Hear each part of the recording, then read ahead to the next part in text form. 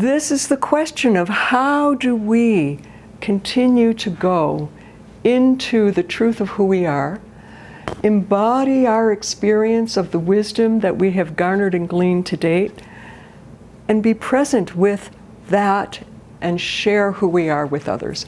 That's why the title of this program is Bring Your Gifts to the World in 2020. So let's look at what the numbers 2020 have to share. We start with 2020. So 2020, and I want you to know I'm using a couple different versions of cards. One of them is the Rider-Waite deck right here. And this one is the BOTA deck. You'll notice I've already shown you 3 different decks just sitting here. So all of the decks have similar kinds of iconographic imagery that tells the same story. And what you'll notice when you look at 2020 is that the card, of course, is called Judgment.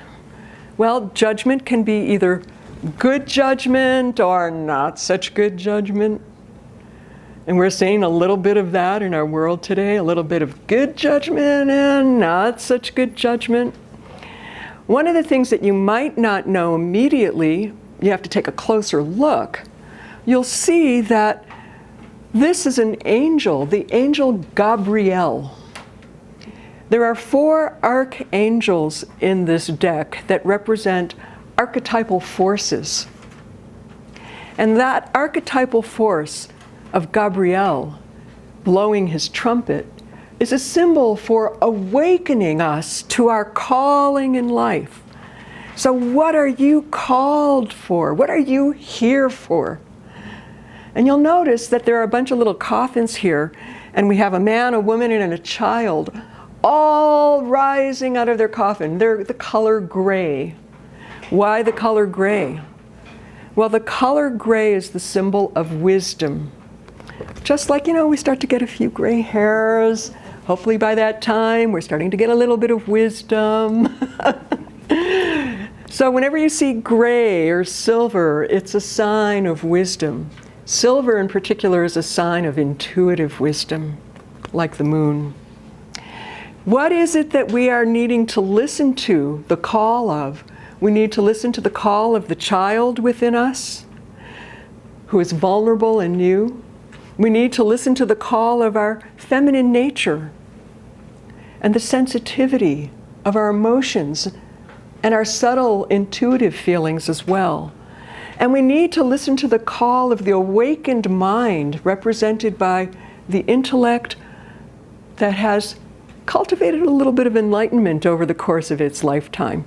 And that's the symbol of the man who is looking straight up at that angel, because that's where our light comes from. It comes from the inner dimensions. So how many of us are looking outside, watching TV and getting the news and trying to get whatever it is that's going to wake us up from out there? Well, if you are, okay, but that's not where it's going to happen. You can use that information to take you back into what are you called for and what are you here to do. Now, it's an interesting thing. Each card is associated with not only images and pictures in mythology, but also astrological. And it happens to be that this card is associated with Pluto. Some of you may be familiar with astrology. Pluto is the lord of the underworld. Pluto is the lord of death and rebirth. Pluto is the one who abducted the young, beautiful maiden Persephone, grabbed her and took her into the underworld. And her mother, Ceres, was so upset that she was taken that she put the whole world into famine because she was grieving and would not bring fertility to the land until Persephone was returned to the top. Now I want to say something that's really interesting. Today, the day that we're doing this program, January 12th, 2020, happens to be a very significant time in astrology for any of you who are astrologers. It happens to be a time in the heavens where a whole bunch of stuff is happening in the sign of Capricorn. Capricorn happens to be the sign that is associated with the structure and backbone of society. It is associated with our bones in the physical body, and the bones of society are the systems that support society. Those systems, like the banking system, like the corporate marketplace, like government, all of the structures that are supporting society.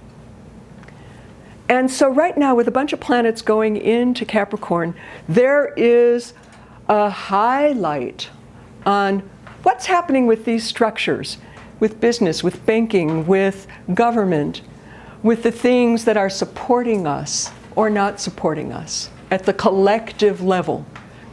Now, it so happens, just to show you how this works, so we've got Capricorn when we look up at the sky, and at 22 degrees Capricorn, we happen to have Pluto, Lord of Death and Birth. And right next to Pluto, we happen to have Saturn, who came to 22 degrees today as well. And right next to Saturn, we happen to have Ceres at 22 degrees. So we're beginning to have the same story that the archetypes were describing way back in the stories of ancient Greece. Only we happen to have Ceres and Pluto separated now by Saturn. Now I'm going to translate what that means to us here today.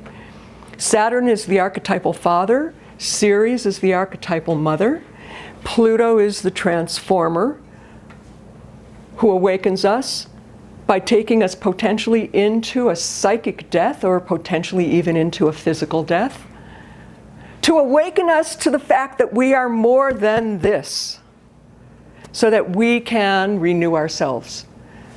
He's next to Saturn, so that we can build a new structure. A structure that honors Ceres, the Earth Mother, that honors the transformation of how mother and father, archetypal mother Ceres and archetypal father Saturn, relate to each other. And you might want to even look back at your own mother and father and how well were they at being able to hold a new structure or form of what it is to deliver masculine and feminine to the next generation, to you, children and grandchildren. We are here right now transforming that. Now, the last time that Saturn went conjunct Pluto, and it does happen from time to time, it happens to have been 37 years ago.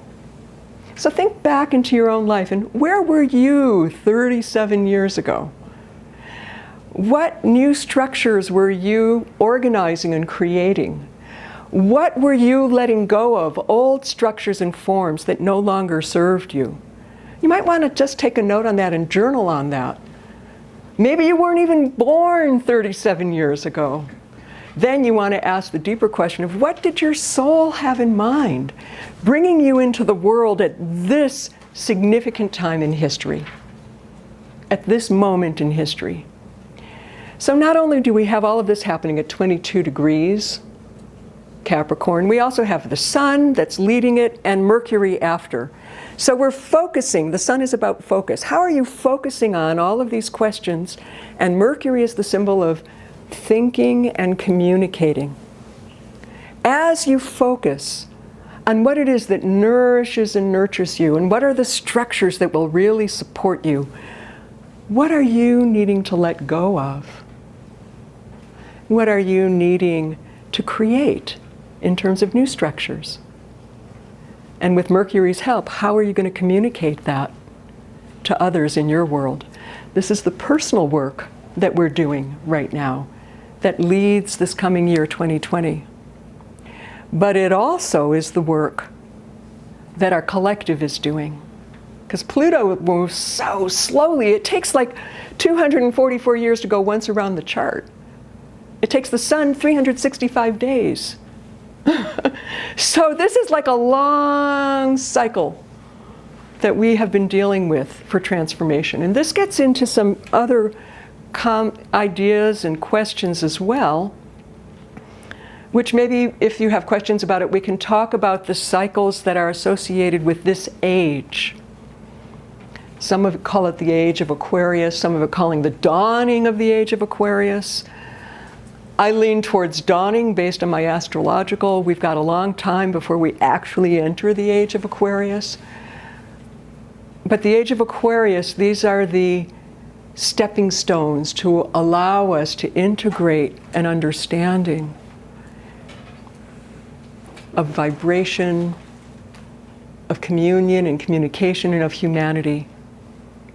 How is it that the gifts of the individual, the unique individuals that we each are, each born with our own purpose, how are those gifts honored and recognized and then brought forward into the collective in a way that serves humanity?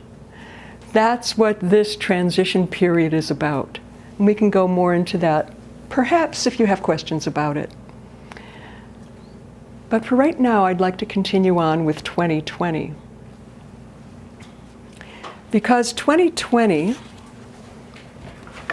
even the metaphor of 2020, is about vision, isn't it? How do we get a 2020 vision? How do we not get lost in judgmental attitudes? How do we instead listen to our inner calling and awaken and transform ourselves? Now, if you add 20 and 20 together, what's the number that you get? 40. 40. So you know what 40 is? 40 is a master number. It is a master number that relates to the experience of purification and transformation.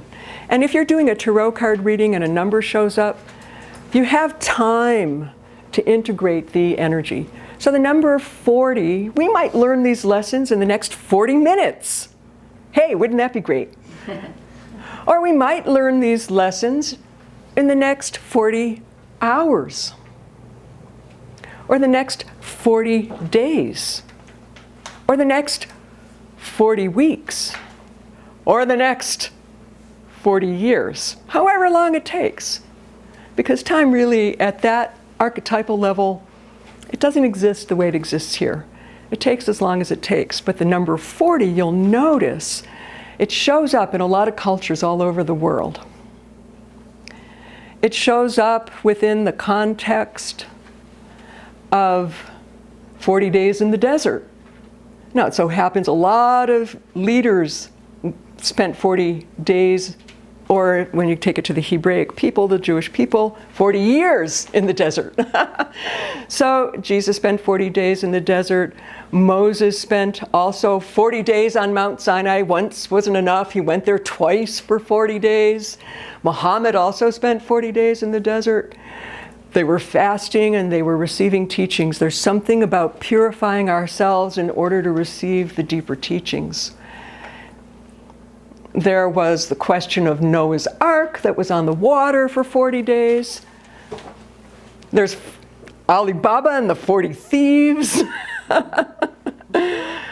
And if we look into Hindu mythology, or actually teachings, what I was taught by Swami Vijnanananda is it takes 40 days of daily practice to learn something new. 40 days. 90 days to build a new habit. 1,000 days to master, and 5 years to fully integrate the teaching. So I ask you to consider, as we go through today, listen for something that might be a practice for you, that maybe you want to learn something new about it, and practice it for 40 days. And if you miss a day, don't worry. Just keep counting. And then maybe another time you'll do 40 days in a row. But creating that sense of discipline, spiritual discipline and spiritual practice is part of what this time is about. That's Saturn. Saturn, the positive Saturn, is spiritual discipline. So take a deep breath, because I, have a tendency to talk a lot, as you've noticed. And just reflect on what it is that you've received so far.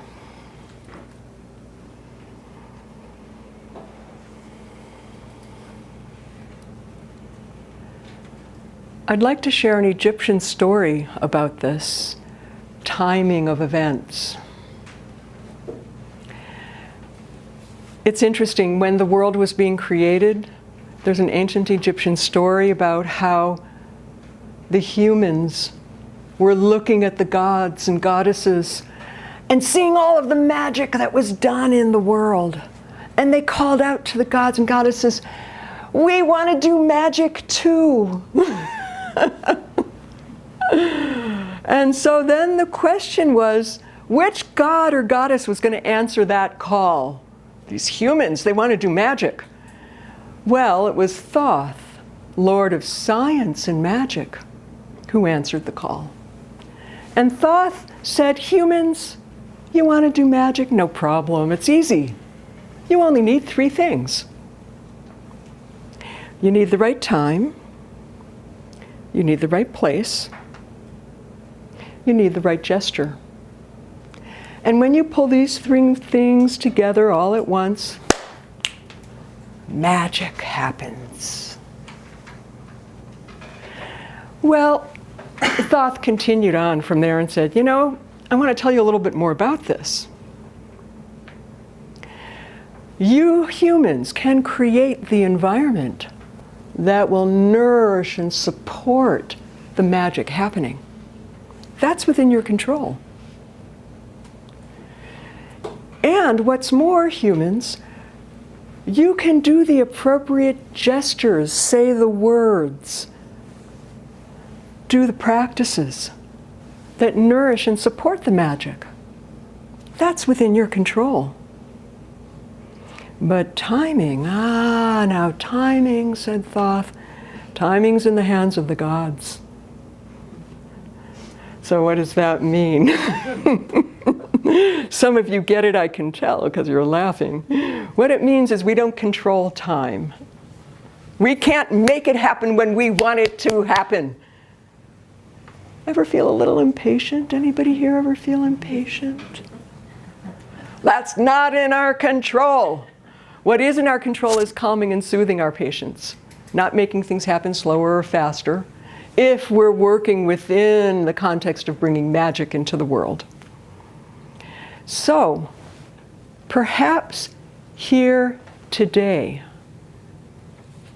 we have created an environment to support the nourishing and nurturing of the magic that is within your soul. And perhaps here today, you will learn some gestures, some ways to think, some ideas to share, some things you can do or practice that will nourish or nurture your soul. Or it could even be that today, this moment, is the day that the gods determine the timing is right for your soul, and the magic will happen for you today. But if not today, don't worry, because Thoth was a moon god. Thoth, like the moon, understood the cyclic nature of reality. Thoth understood how we go from a small little bit of light, a crescent, into a half moon, into a full moon, and then the light recedes back to half and a teeny crescent until it looks like there's no moon at all. And then the moon begins to rise again. So if we do what we can do, creating the environment and doing the gestures, when the timing is right for you, magic will happen. That's the best and the most we can do. And you know what? It is a lot. I like to give the example of, let's say you're wanting to have a really deep, important, heartfelt conversation with your partner, husband, wife, boyfriend, girlfriend, family member, or friend. You happen to be in Safeway when it bubbles up inside of you, and it's really important. You know just exactly the words you want to say. But guess what? Safeway's not the right environment. So if you try to have this heart of heart while standing in line at the grocery till, chances are, even if the timing is right for your soul, the magic isn't going to happen. So it's important to be able to choose an environment and use the appropriate words and gestures. And in that space, when the timing is right, things come together in a very magical and different way. That's the creative energy. You know, when we're talking about magic, I want to share another Egyptian story, because the ancient Egyptian word for magic is actually Heka. Heka is the force of energy and power. Some Egyptians called it divine power, life force. It's also the same word that they used for magic. And it so happens that Heka is the force before creation, according to the Egyptians. Heka is the divine force, the magical force that empowers all of creation and all of the gods and goddesses, all of the archetypes, all of the forces, gravity and positive and negative, and spin and biophotons and everything that we know of as the energy that's in our physical world. Heka is the force that at the moment of creation empowered all of that.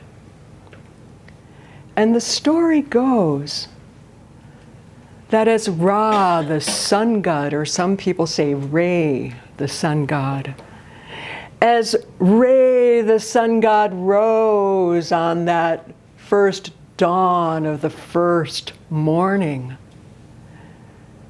2 drops of blood spilt from his phallus, and he gave birth to Hu and Sia.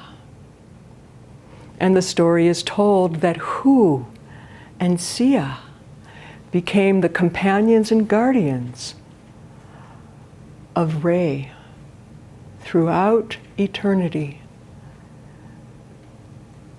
as the sun rises and falls, since the birth of time.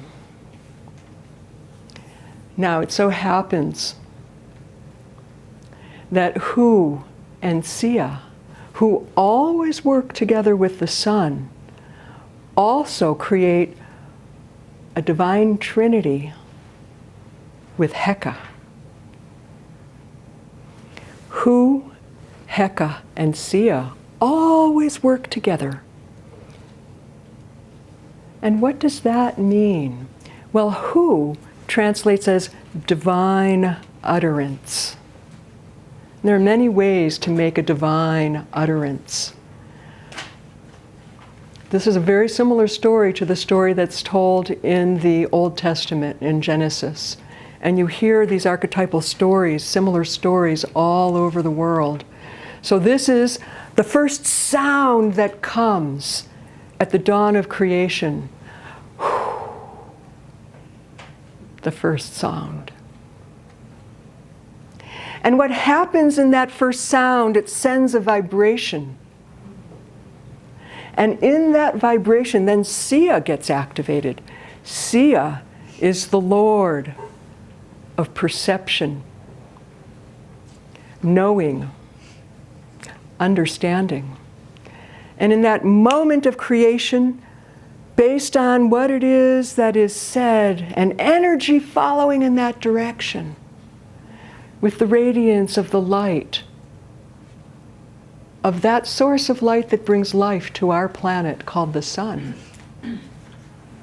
Sia then perceives and understands and knows exactly what it is that has been created in the cosmos and in our solar system and on Earth. And based on that perception and knowing and understanding, redirects who to make a different utterance in order to come into greater alignment with all of creation. And so it is these three principles based on that direction of energy, direction of Heka, the words that we speak, and what it is that we understand of how things are impacted, that we can course correct. In the ancient mystery teachings that has been taught, energy follows thought. Energy follows thought. And so the words we think and the things we say, and divine utterance is more than just words and thought. It's the way those words and thoughts come into behavior and take action.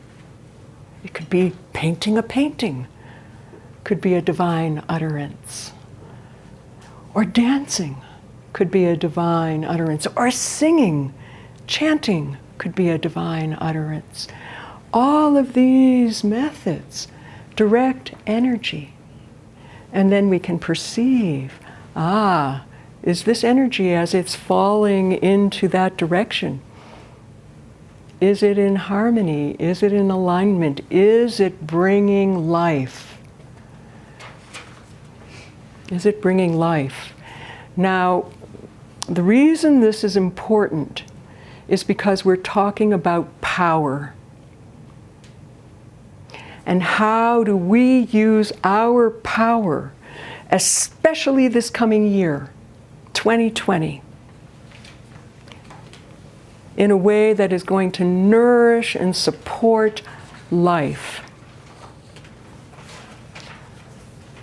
For those of you who did numerology last year and added up 2019, 2 plus 0 is 2, plus 1 is 3, plus 9 is 12, and 1 plus 2, the number 12, ends up equaling 3. Well, you might know that the number 3 is none other than our Earth Mother Goddess that is nourishing and nurturing us. So last year, 2019, was about discovering what nourishes and nurtures you. And in particular, it was also associated with the Hanged Man. And the Hanged Man is that force where our world turns upside down and we surrender the negative ego in favor of becoming embodiments and in honor of a larger force than us. And if we don't, we just get a chance to look at all of our hang-ups. You know how the hangman is. I didn't pull him out, but he is hanging from a cross with his head down and his feet up. So you might want to look at last year. Were there any hang-ups that you had a chance to review and perhaps surrender and get over? And what about our world? Were there any things hanging up our world? And were they surrendered in favor of discovering what nourishes and nurtures us, our earth, and each other, so we can give birth? The Empress is pregnant. There are only 2 pregnant cards in the 78 cards of the deck of the Tarot. She's the one at the archetypal level. Last year, you were asking yourself, what am I here to give birth to? And how do I nourish and nurture that birth? So with that in mind, now 12 breaks down to the number 3. This was the completion of a cycle that was seeking to bring something into the world. We happen now to be in the cycle of the number 4. Because if you add 20 and 20 together, and you get the number 40, and we know that we're in a time of purification, there's one more piece about the power of purification. The number 40 at the base of it, if we look at 40 weeks, well, what happens in 40 weeks in a woman's body if she's pregnant? She gives birth. So the number 40 is now we're beginning to give birth, not just gestating, not just nourishing, not just nurturing our intuition and our intuitive self. We now are moving into labor. And you know, in labor, it's the time, especially in the old days, before we had the technology that we have, where it was really delicate. Both mother and baby could die. It was not a necessarily easy thing to do. It's still not easy. Any of you here give birth to a baby? It's not easy to be doing labor and transition. And that's the time that we're in. So in realizing that we happen to be in labor and transition, it makes sense that we can be midwives, knowing how to coach ourselves like the high priestess, guiding us to breathe and relax between contractions. And when a contraction happens, to relax even more, because tensing up isn't going to help. The body knows how to move through and give birth. And hard as it is for us to understand, the archetype of birth knows how to give birth in our world right now. We've been through cycles of death and birth many times. Some of the ancient mystery teachings suggest that this is just the current time. The time before this, when the world collapsed in a big way. I'm not talking about Rome, and I'm not talking about, civilizations coming and going. I'm talking about big, large changes, was when Atlantis, legendary Atlantis, was taken under the sea. And tidal waves and earthquakes destroyed the world. And what we know about Atlantis from the legends and stories is that that was the result of a misuse of power. Atlantis went under the waves during the transition from the time of Leo to the time of Cancer. And that was approximately 10,000 years ago. And so during that time frame, 10 to 8,000 years ago, during that transition, what was it that happened? Because during the time of Virgo, which was prior to that, Atlantis was really about integrating highest levels of technology and spirituality for the purpose of being in service of a higher good. That was the Virgo 2,150 some odd year cycle. The next 2,150 year cycle of Atlantis was during Leo, and there was a transition from the radiance of the light that Leo, the lion and ruled by the sun, associates with. What happened during Leo was, instead of service and spreading the light for all, there was a misuse of power. And self-service became dominant instead of service to the collective. Does that sound a little bit like what's happening here right now in our culture worldwide? Now, one of the things that's interesting in astrology, in these large cycles of time, we talk about us entering the Aquarian age. Aquarius is opposite Leo on the astrological chart. And so some astrologers say for some of us who are here, we're reincarnated from Atlantis. And some of you may even feel that sense of, oh my goodness, deja vu, here we are again. Anybody here have that experience? The thing about it is that some of us are here now because we've been through it before, and we're seeking to make a difference and to help with the transition in a way that we can give birth to the new cycle. Some of us are here because we're part of the destruction. We were part of the destruction before. We didn't learn how to find that place of harmony and balance. And so we get a chance to repeat it and maybe learn this time. Wouldn't that be nice if we can find another way?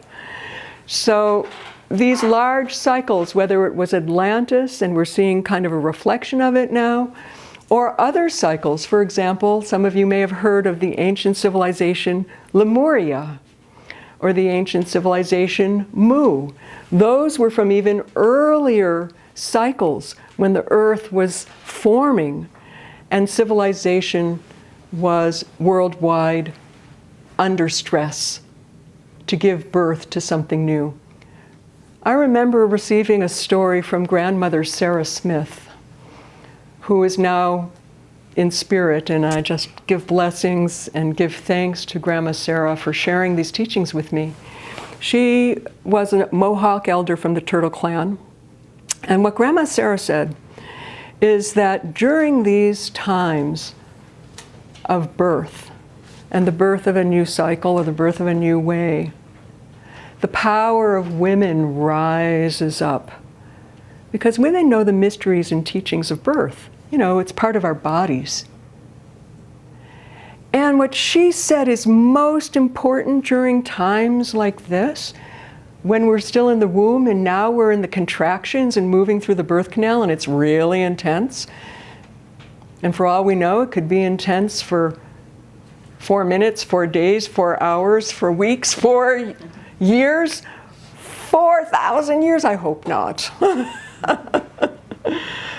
But this cycle that we're involved in, actually it would be the 40 because of the birth process, it has to do with the experience of, as Grandma Sarah said, envisioning the dream of what is it that's being born, not for us now, but for future generations.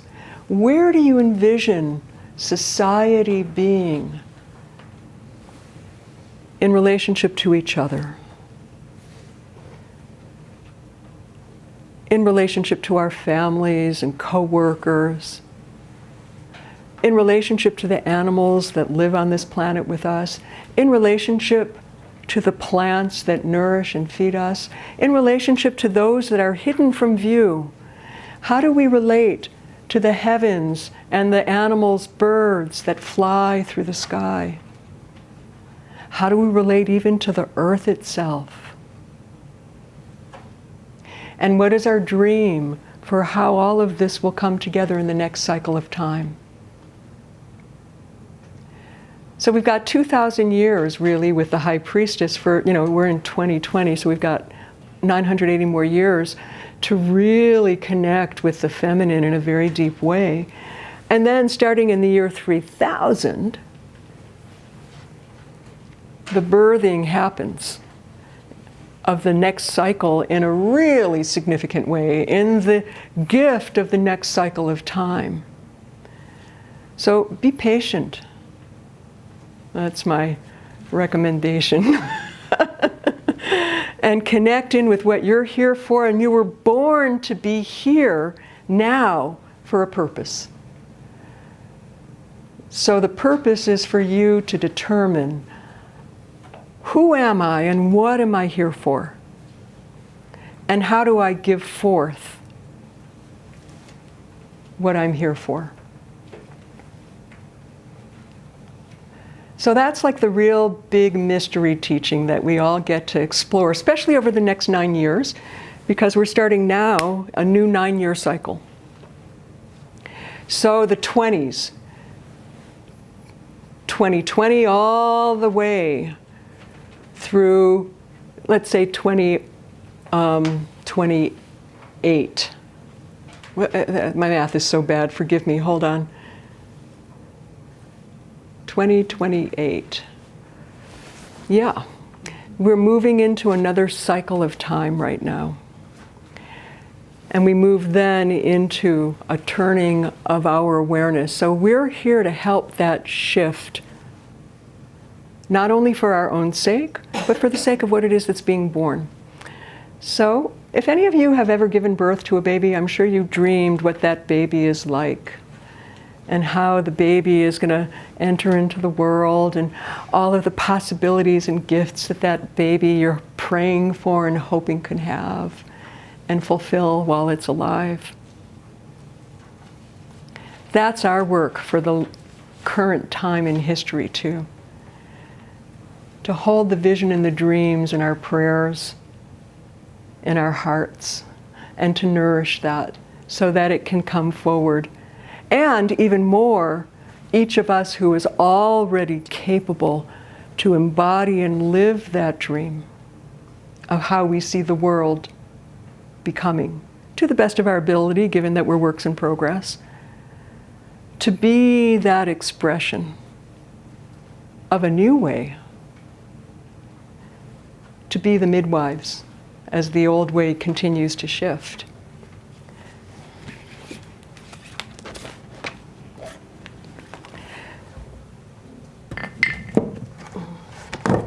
So now I want to look at this year, not just from the perspective of 2020 and the number 40, which is about the giving birth through purification. I also want us to look at another way of seeing the world right now, which happens to be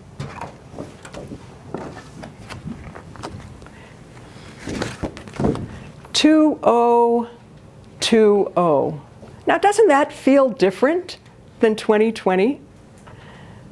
2020. So, 2, High Priestess, feminine energy. Go deep within your heart. Discover the mystery. How comfortable are you with uncertainty? How easily can you embrace contradictions, paradox, and polarities without getting lost in either pole? That's what she's asking us to do. And then, having received intuitively through your psychic and intuitive resources an impression, guidance, awareness of your place in the mystery, or at least in this moment. Notice she's got moons there, so she's full of understanding about time and timing and the power of reflection and self-reflection. If you've never kept a journal before, I'd recommend you consider keeping a journal. Or have a friend that you can share self-reflections with. Someone who can hold you and hear you and listen, deep listening with all of their heart and body and soul. To allow yourself, through the art of self-reflection, to come to know yourself. And having received guidance, then you get to act like the fool. The fool is all about trust and risk, and taking the risk of being the unique, perhaps even iconoclastic, loose cannon that you are. To be the unique person that you are, because there's no one else like you. No one else can walk your path for you. So how do you find the radical trust to be yourself in a world which is still transforming all of those social conditions that's already told us how we're supposed to be? That's the other part of Saturn, is this is how it's supposed to be.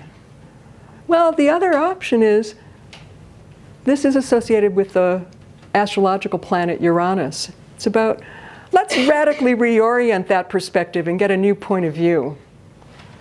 And in fact, this, if we want a single one line for it, it's the leap of faith. The leap of faith. So where are you taking a leap in your life right now? And as you leap forward, 2-0, it'll be time to then go back into 2. You leap, and then reflect, and go back inside and course correct. And where am I now? And what's my guidance now? And what's the next moment? And what are my intuitive feelings telling me? And what are my dreams telling me? And what is my inner voice guiding? And what does my body say? These are all the ways that our psychic and intuitive resources speak to us that allow us to develop something called spiritual discernment, to know what's right for you. What's right for you? Not everybody else. What's right for you right now?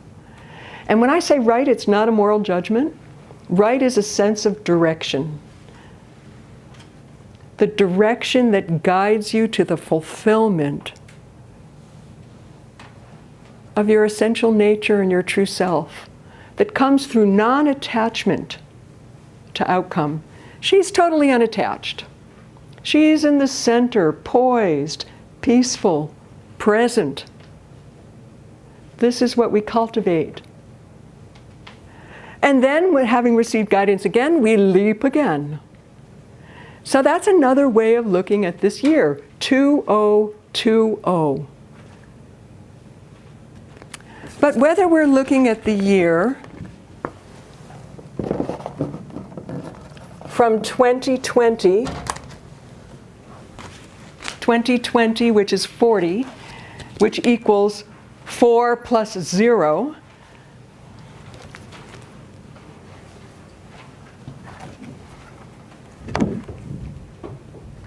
the 4 plus 0 is another way of understanding what the power that allows us to transform is really about.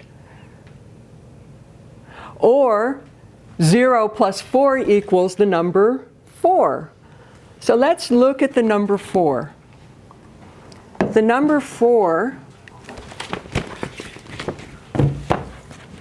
is about the right use of power.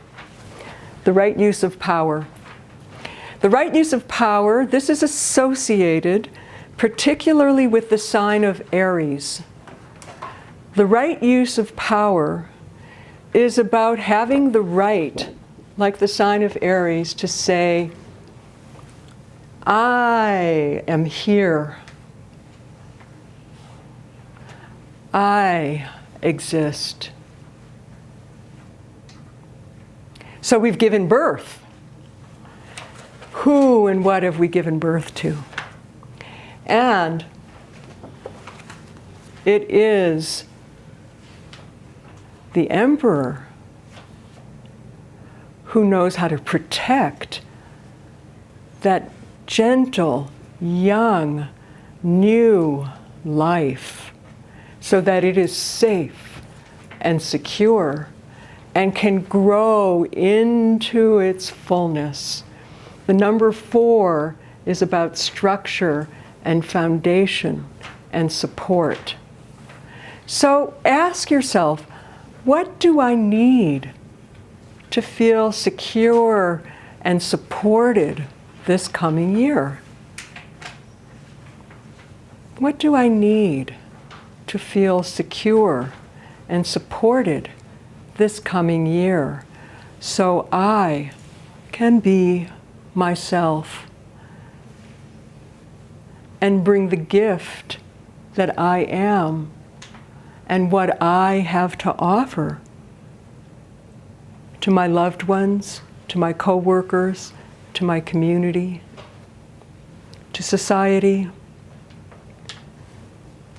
to those who I am here to support. What structure can I create that can extend that support in a way that brings forward the new world that I envision and am part of and giving birth to through my actions? Aries is about action.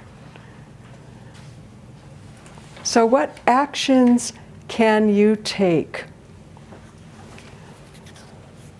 The number 4 is such a significant number because it's also associated with the 4th chakra, the heart. And so we answer these questions by going to the heart of compassion, the tender heart that understands intuitively who and what we are, so that we can heal and be whole.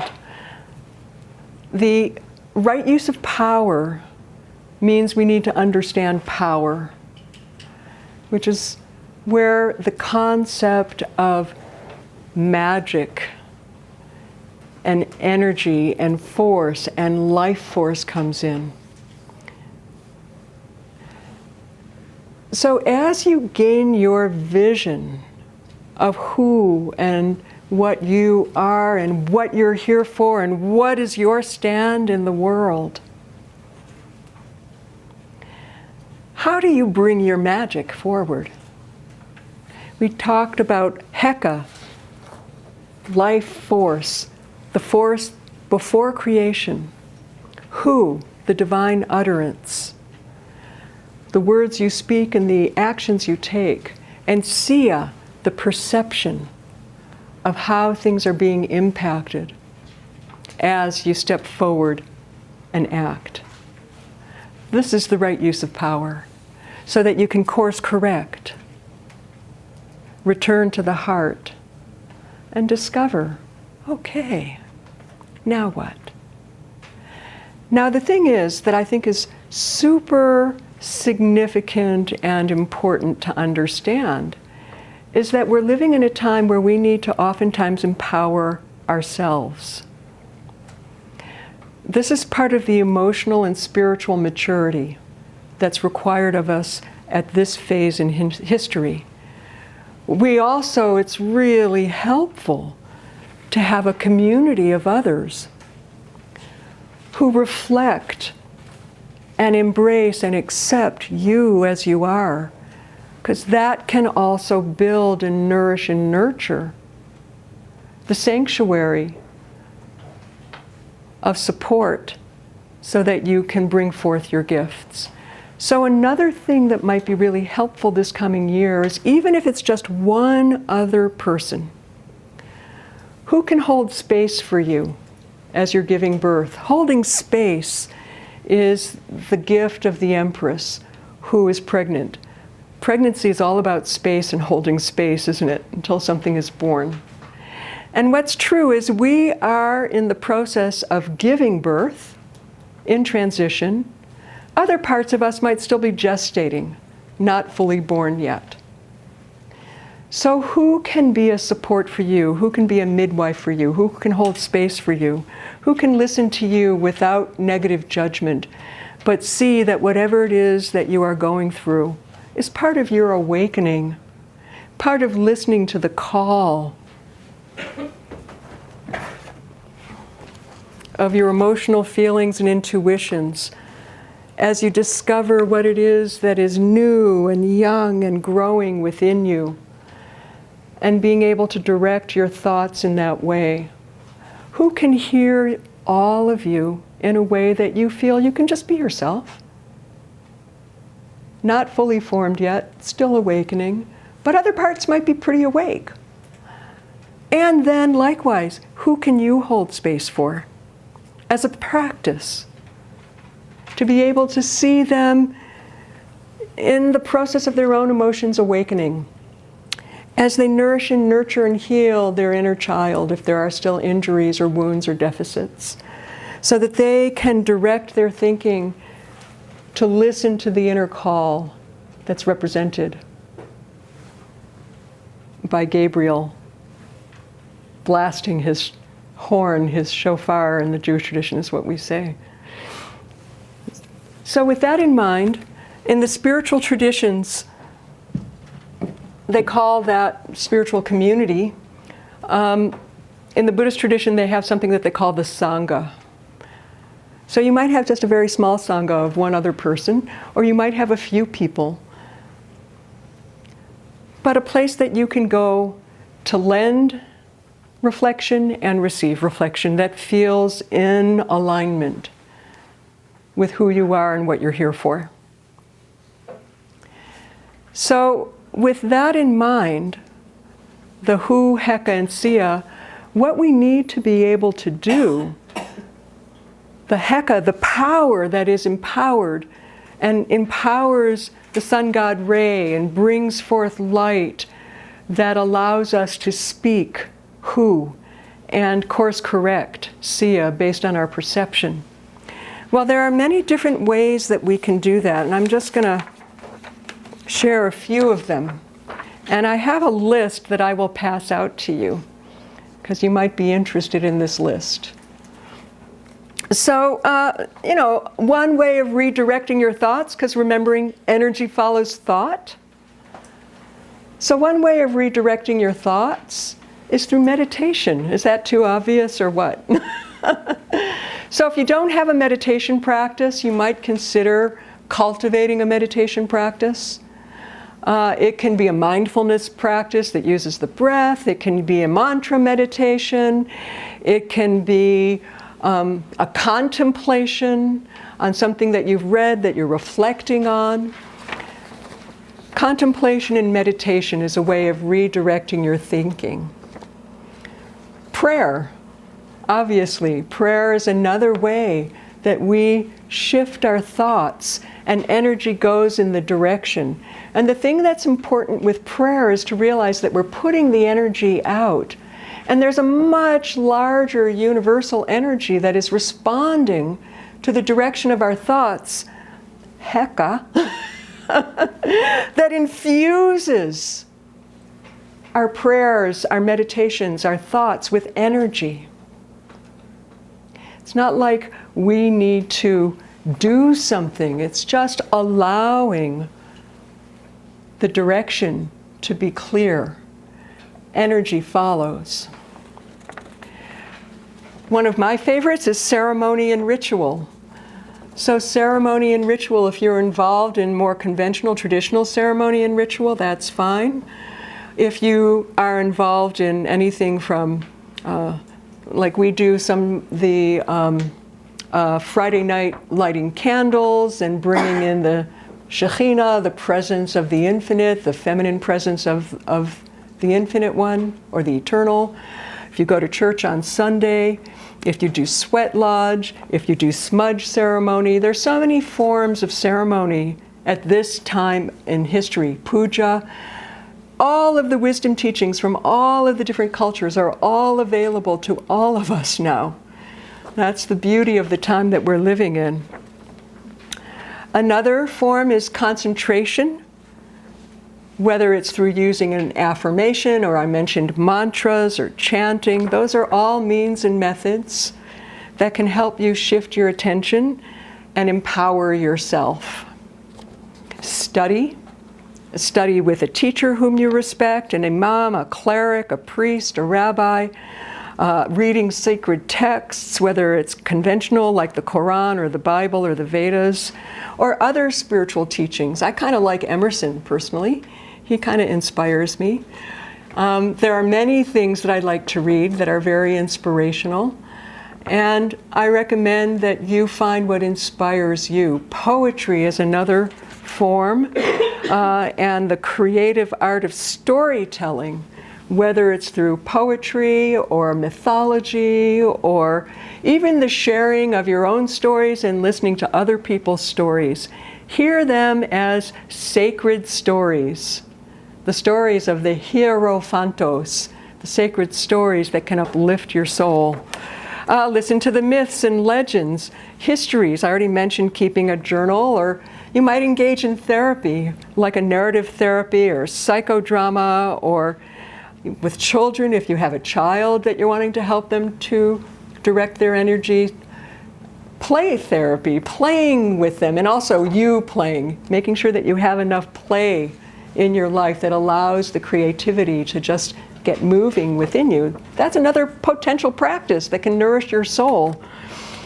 For example, just for what it's worth, I've been meeting with some women friends and we're playing Mahjong now pretty much regularly. And there's like no purpose other than to have fun and enjoy each other's company.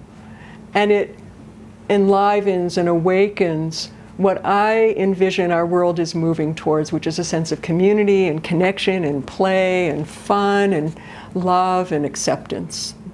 So consider, how might you bring that quality into your life in your own way that feels appropriate? Dream incubation, dream work, watching and living life as though it's a dream, looking at your life and looking at it as a symbolic level, like, oh, isn't it interesting that this is happening and that is happening? If this were a dream, how would I interpret it? Oh, I'm being cut off while I'm driving. If this were a dream, how would I interpret that? What is it that I'm cutting off from in myself right now? Just taking things to the symbolic level and thinking symbolically can be a very powerful practice to redirect your thinking, energy going there, instead of getting cut off and going, that driver, impatience, okay. You know, we do that too sometimes. But when you wake up, if you wake up in that moment, there might be another way of holding that experience. So maybe even just make that a practice. Analysis is another one. Identifying conscious and unconscious thoughts, beliefs, making conscious choices. That's the basis of cognitive therapy for those of you who are involved in cognitive therapy. It's about how do we shift the tension and energy of our thinking. And then some of my favorites, and some of you are probably familiar with this, especially if you're involved in any kind of shamanic practices, there are the associations and correspondences of objects that have vibration and energy. So vibrational healing practices, like focusing on an icon, a god or goddess or symbol that inspires you, a talisman, carrying a necklace or a stone, aromas and aromatherapy, light colors, what you're wearing can impact and influence the energy and direction of your thinking, herbs, and have I forgotten anything here? Just energy healing as well. Breathing and working with your own energy. These are all methods that can help you redirect your thinking. So we're going to take a break. I'm going to pass these out. And during the break, which is going to be probably around 15, 20 minutes, and it might extend longer, 20 minutes to a little bit more. I want us to be back for sure no later than 4. Read through the list and identify something that you think you would like to do if you don't already have something that is your go-to when I need to shift my energy and empower myself to remember to be here and what I'm here for. This is something that I may go to in order to support, energize, nourish, and protect myself. Because remember, the Emperor is about protection as well. And then share that with one other person. There also may be things that you already do regularly. Feel free to check them off. It's okay to have more than one option, because different things work at different times. Have you noticed that? But what's also true is it really helps to have one practice that is your go-to, because the more you go to that one, it becomes like a well-trodden path. I remember learning from Manly Palmer Hall, who was just such a phenomenal, brilliant teacher and mystic and wise soul, who said, if you meditate, and you meditate at the same time of day every day in the same chair, as soon as you sit in that chair at that time, you'll go into that deep state, because everything is tracked to it. So you might want to have one thing that becomes your, as I said, go-to practice, and then others that you can use at other times. So I want to thank you for giving me so much rapt attention. I know, as I said, there's a lot that I can share in a period of time. I really thank you. I could really sense your presence. And then after our break, we'll come back and we'll do some questions and answers and sharing. Thank you very much.